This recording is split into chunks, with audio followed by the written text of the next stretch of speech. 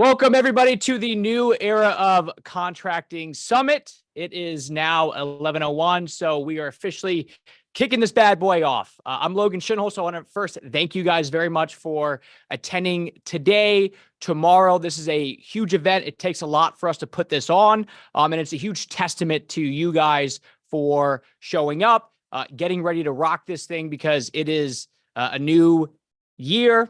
It's a new era of the whole contracting industry. And you are really just a testament to wanting to continue to progress the contracting space. So I want to go ahead, kick it on off, jumping into everything. Our whole really mantra of what we wanted to bring to this year's event. We did this last year, and this year is all about innovation.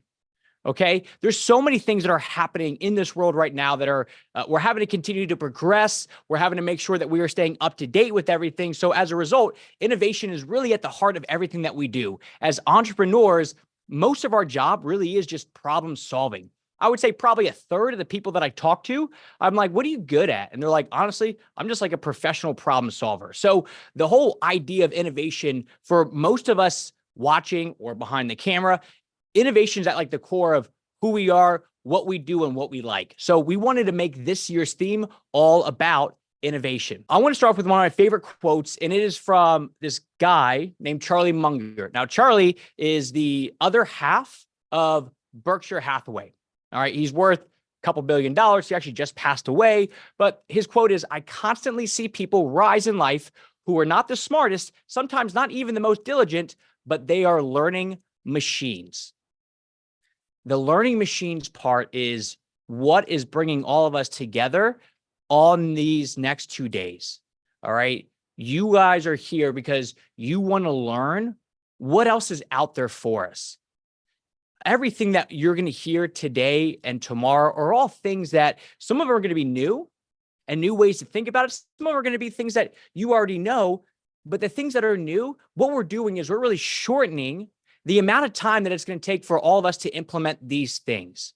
All right. When you think through what it looks like to be a learning machine, that is somebody who is genuinely always curious, always trying to figure out what is a better way to do this thing. I know there's another quote from Bill Gates that he talks about, if you want to get the job done, I'm going to find the laziest person to do it, because that's typically the most efficient way to make it happen. So we're here to not only grow in the right direction, but we're also here to make things a little bit easier day in and day out. Now, with this idea of learning machine, I want to lead into, I've been reading this autobiography, and let me know in the chat box, yes or no, do you know who this is? All right, I'm going to tell you who this is coming up, but before I get into it, let me know, yes or no, do you actually know who this person is?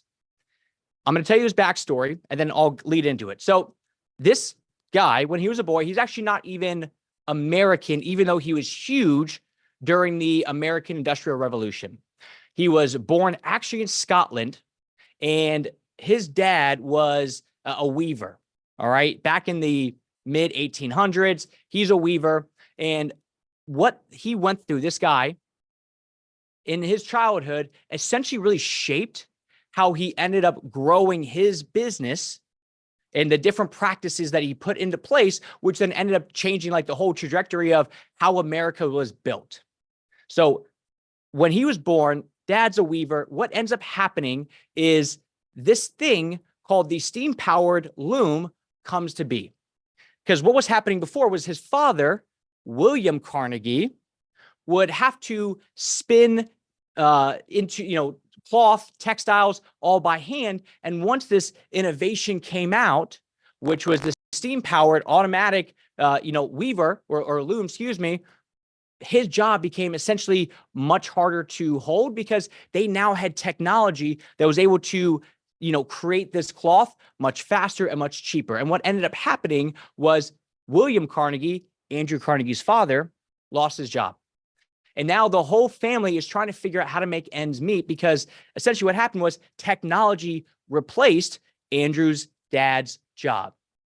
And at the age of 12, they couldn't figure it out. They ended up selling everything in Scotland, borrowing money, and ends up hopping on a ship, spends 50 days on this cramped, not great ship to come to the land of opportunity, America. And at this time, this is like when he comes over here, this is all before Ellis Island was even a thing. This is like 50 years ahead of Tammany Hall, all of that stuff. They come over here and they end up making the passage to Pittsburgh.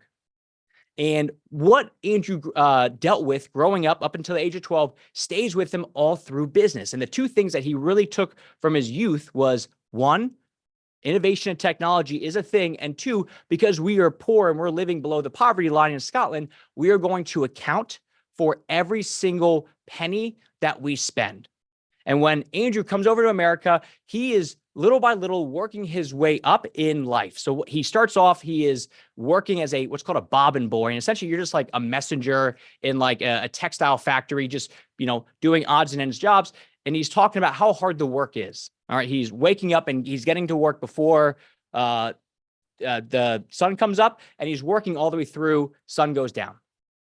But he said later in life that for as much money as he made, because he ends up being one of the wealthiest people in America, he talks about that is one of the most fulfilling times in his life when it came to making $1.20 per week as his salary, because that was his way to actually help out his family.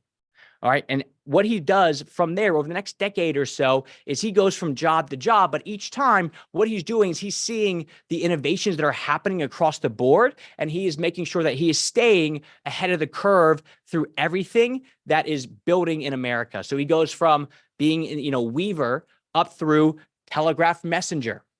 Telegraph messenger, he ends up working on the railroads. Railroads got to go over bridges. He ends up working for a bridge company. He sees like, hey, all these bridges are made out of wood. We're starting to, create bridges out of iron. Iron's faster. It's more efficient. So he now gets into the iron bridge industry. And then from the iron bridge industry, he ends up going into what he is known for, which is the steel industry.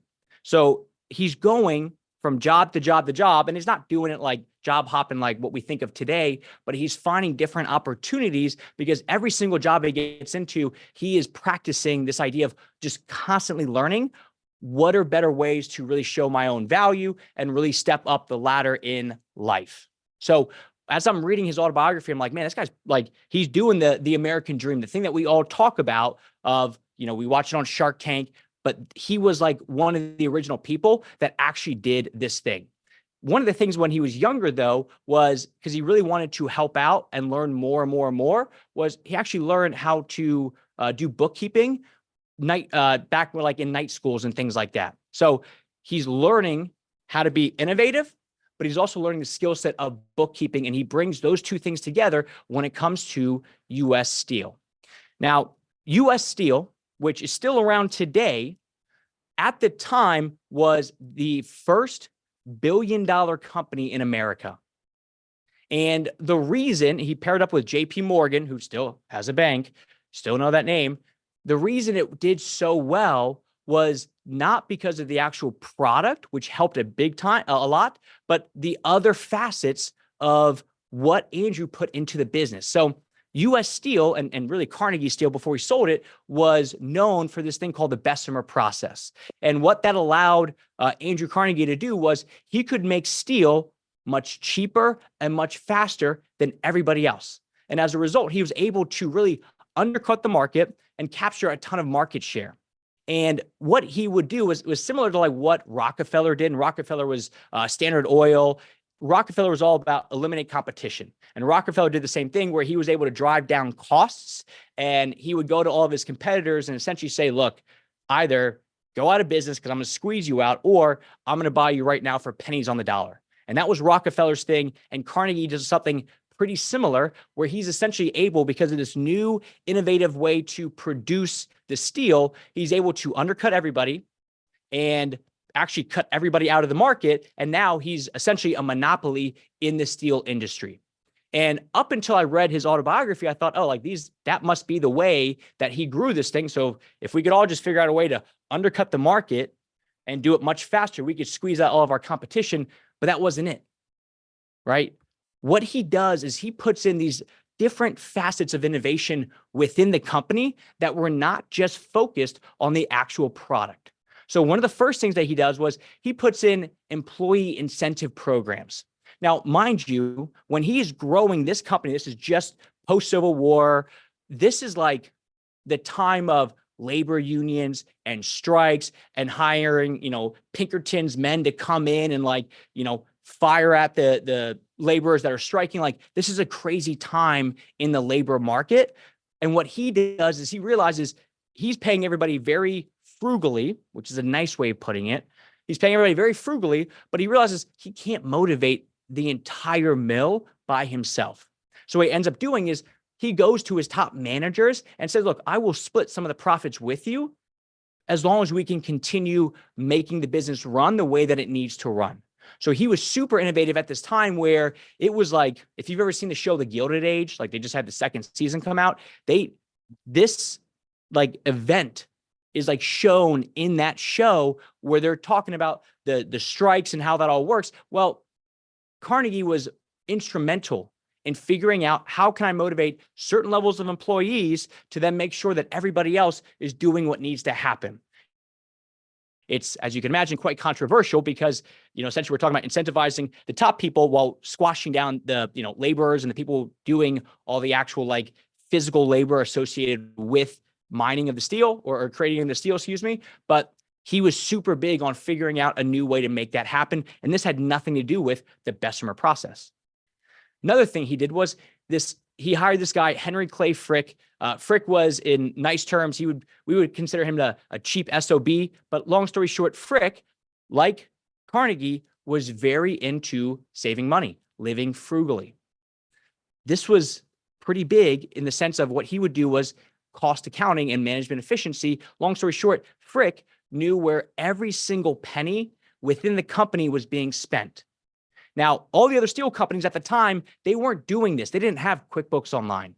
All right. They were just figuring out as they went, what are the profits going to be? Okay, we're okay with that. Frick and Carnegie together would figure out where every single penny was being spent. So that, again, they could figure out how to make everything as efficiently as possible, which again allowed them to drive the costs down.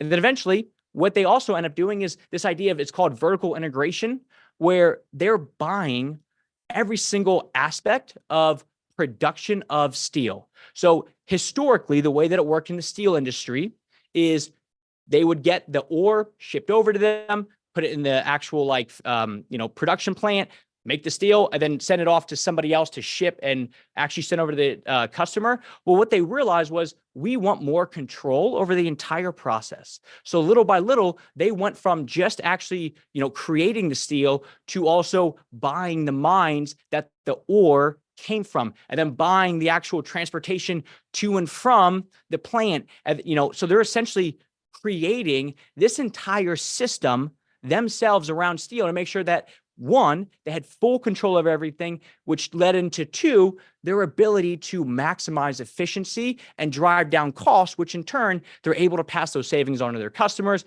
again, feeding more market share. So they're super innovative in these other facets of business that doesn't just happen to be product focus. And the reason I'm bringing all this up is, this is something that I know as an entrepreneur myself, we all look at different ways of, how can we make our product better? How can we make a more attractive and appealing kitchen, or a pond in the backyard, or a way to, renovate a deck?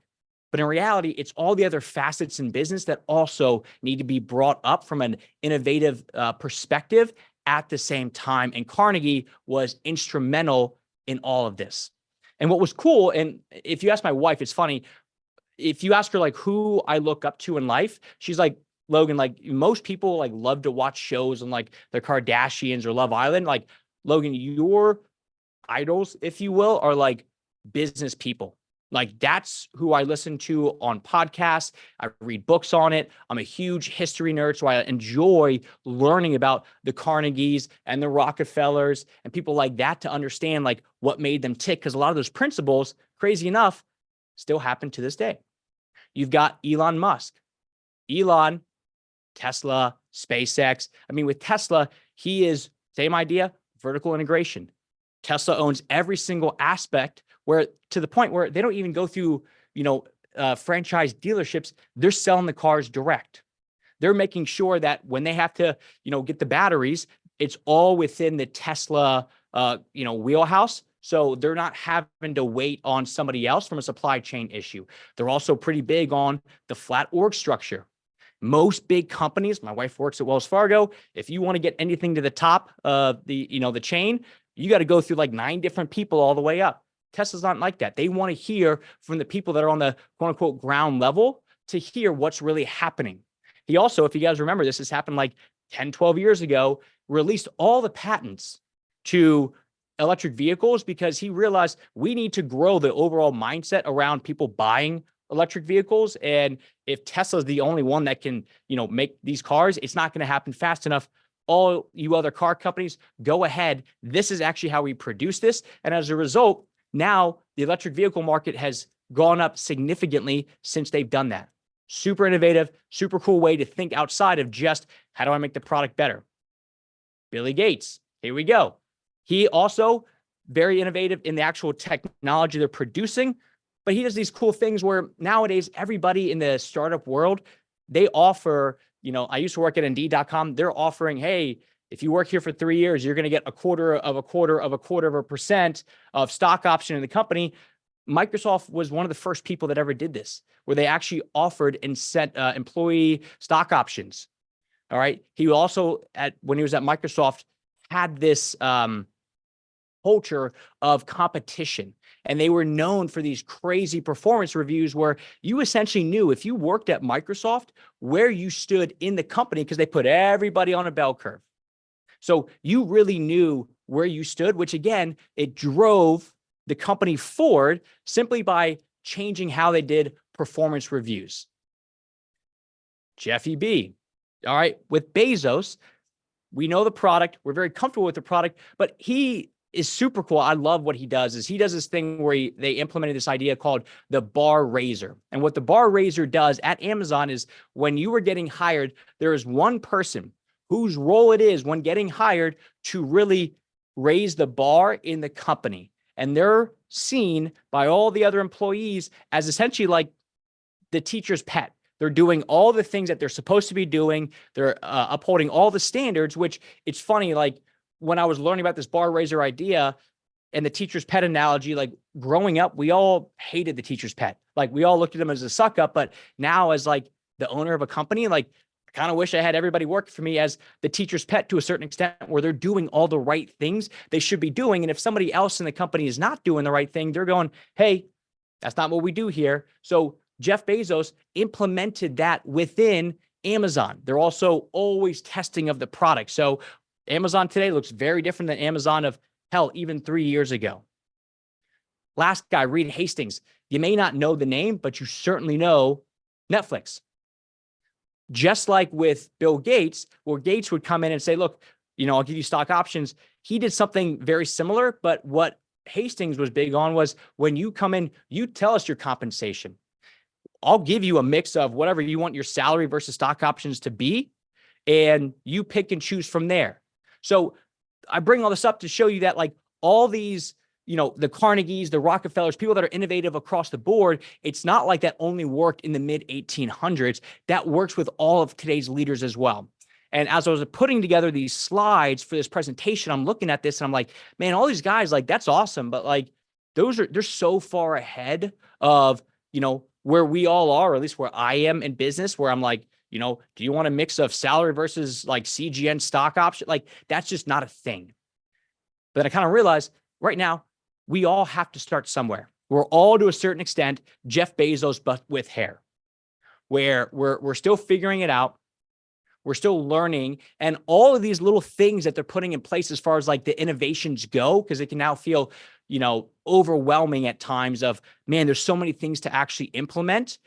We all start somewhere and we all start really small. So if we're getting to the point during this next 2 days where you're feeling like, man, there's a lot of great stuff, but how do I make it all happen? Just remember, at one point, Jeff Bezos was in the same shoes as all of us, where we had hair, we were doing the right things little by little in business. Because at the end of the day, everything really starts with the vision, the mission, the core values, and that really drives the innovation in every single department within the company. And I know here at like CGN, for as much as a lot of what we do is really just product development, like in the marketing space, just in the 20 minutes I've been talking, Google and Facebook have both changed their algorithm to which our team has to go back and go, all right, what do they change? Let's figure this out and change, how we operate based off of their changes. But the other facets of the marketing, like what we're doing right now for CGN, like this could not have happened 30 years ago. There was no webinar. There was no internet. This was still Katie Couric asking, what is internet on the morning show? All right. If we would have had this, we probably would have been sponsored by the Yellow Pages. So things are changing as far as marketing goes. Sales, the same thing. When it comes to like here at CGN, like one of the big things that we've put a huge focus on is actual client onboarding.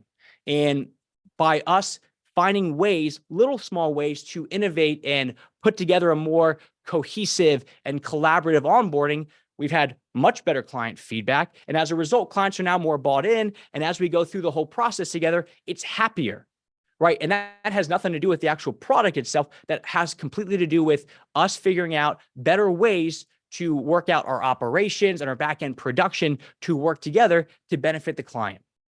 So it's little baby steps along the way that really make the big picture the big picture. We all see it.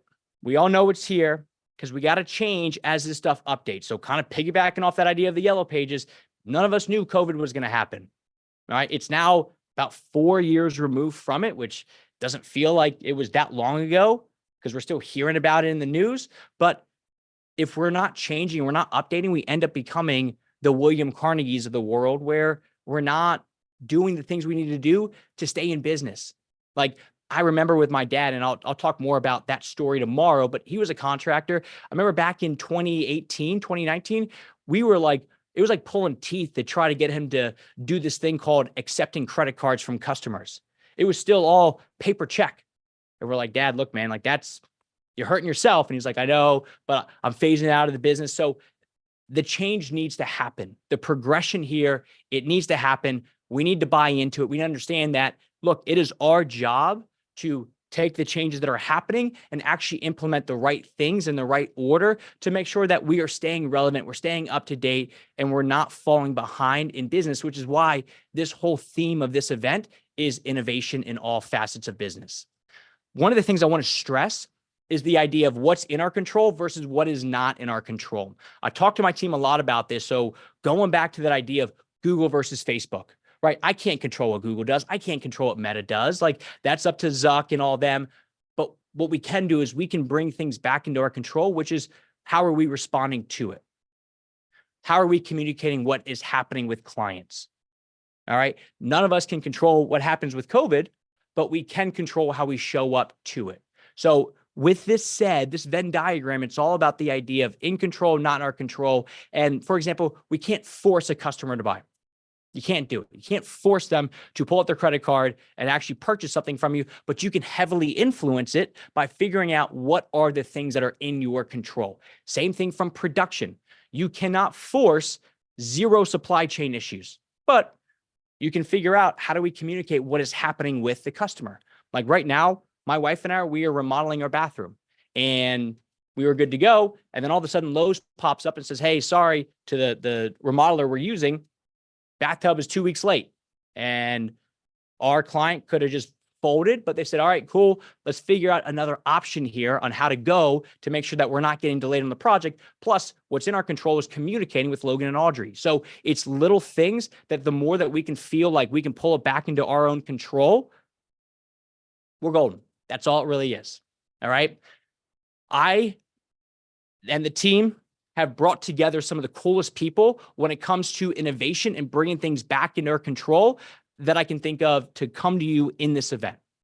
All right. This was not an easy list to put together. And it all starts off with Chris Voss, right? When Chris is coming in, I've read his book so many times. He's talking all about innovation when it comes to negotiating with homeowners. So if we've ever been in a spot where we're dealing with a homeowner that wants one thing and we're thinking something else, how do we actually approach that so it ends up being a win-win and not where both parties are like, I guess this is fine. Benji Carlson. Benji is coming in to talk about how do we actually get that vision of what we want the business to be to actually get buy-in from the company because everybody knows what's going on. I know for me, I have historically done a poor job of laying out the vision for CGN. But as soon as I bring up the vision, the team's like, oh, it's like a weight lifted off of them where they now feel like, wow, okay, like we actually have a set direction. Benji's here to help with that. Aaron, recruiting and hiring. God, if I hear another person say you cannot recruit or hire over the past 4 years, like it is crazy how much this has been an issue. It's not because nobody's looking for a job. It's because the tactics of what is working, they change. Just like marketing, she's coming in to talk about that. If I used to work at Indeed.com, the amount of people that said, yep, I used to do Craigslist and now I do Indeed, I'm like, that makes sense because like I wouldn't go on Craigslist for anything at this point, but people are still trying to hire off of that. So Aaron's going to come in, talk about best practices. Joey Coleman, never lose a customer again. He's going to walk through exactly how do we provide an amazing client experience where we also set expectations so we don't feel like we're always having to bend backwards to really make clients feel like they're happy, where it's actually both parties are happier, because we know that the happier that we are, the better job that we can do for the customer, and the end result is better for everybody involved. Tom Reber. Tom is coming in and talking all about all the innovation stuff that we're going to be going through, but how to actually figure out what do we implement versus not. Us entrepreneurs, fantastic at shiny object syndrome, going, wow, this sounds amazing. Boom, let's go there. And the rest of the team gets left behind. So understanding how the big picture comes in where we're not losing the fundamentals here. When we have Brian Cascavalcian, he's coming in and going to be talking all about really how do we approach the business? How do we grow this thing? Because it does come back to the mindset of how are we showing up and how are we actually viewing what we're doing on a day-to-day, month-to-month, year-to-year basis, because that is really where it all starts. We can't drive faster on the highway with a Prius engine. We got to upgrade that engine, and that's really the mindset piece. When Tommy Mello comes in next, this dude has a $200 million garage door service business. I'm going to leave it at that. His stuff is incredible. And then finally, you got your boy. All right. How to duplicate your ideal client. It's all down to storytelling components. So I'm going to teach you exactly how to storytell and how to make sure that your client and your prospective client goes, wow, that is me, when they look at what you're putting out there from a marketing and branding perspective. A couple logistical things. As we go through this event, if you need any support, email team@risenevents.com. They've got you covered. And on the back end of this event, we're going to email you a few things. The recordings of this, speaker notes. So if you're like me and you're not a good note taker, I've got a whole team of people out in the other room that are taking notes of each presentation. We're then going to put it together and compile it in a really good list and send that out. So you're not just walking away from this event fired up going, oh, those are great ideas. What did they say again about this? Let me go rewatch the recordings. You'll have that, but you'll also have the physical notes where it's nice and formatted. So you walk away with both aspects of the visual, of the video and the recordings, but also the actual tangible notes there. And then the social media calendar. If you've not already received that, again, we got you in the emails. So please be on the lookout for that. But if you need anything, team@risenevents.com. How to maximize the next 2 days. Either go all in on one topic. So pick one speaker that you absolutely love and you go, I'm going to follow that all the way through. Or if no one stands out where you're like, I need to really fix that one thing, pick one or two easy ideas from each speaker, implement those nuggets, and you'll be golden. So either go all in on one person or pick one or two nuggets from each people. That's easy, and it's going to make a big impact in the business. And the last thing I'm going to leave you with is innovation emotional curve. We all get really excited, and then we start to implement, and it gets to be a pain in the butt. And then on the other side of the pain in the butt stuff of sticking with it, we end up being in a much better spot. So if we're going through all this and we're getting a little bit overwhelmed, that's okay. It is supposed to be hard. If this entrepreneurship and business growth thing was easy, everybody would do it, but we do it because we love it, because it's hard. All right. And everything that we're doing today is actually just like with the Carnegies, where now Carnegie has all these libraries out there. It is all about leaving that legacy for the family. All right. Francis Ford Coppola, super famous director, Godfather, Apocalypse Now, has a quote that's the story of the father is embedded in the son. And essentially he's saying, if you want to see what the son is going to be like, just look at what the father's life was like. All right. So you all here, you're learning, you're really setting yourselves up and your families up for future success simply by being here and finding out those little baby ways within business to update and how to really optimize what is happening in business. So everything you're doing today, it will pay off. I have a tattoo on my ribs of my favorite Bible verse, and it is all hard work brings a profit, but mere talk leads only to poverty. It's all just, you're putting in the work, you're doing the right stuff. I appreciate you guys being here. Let's get this thing going.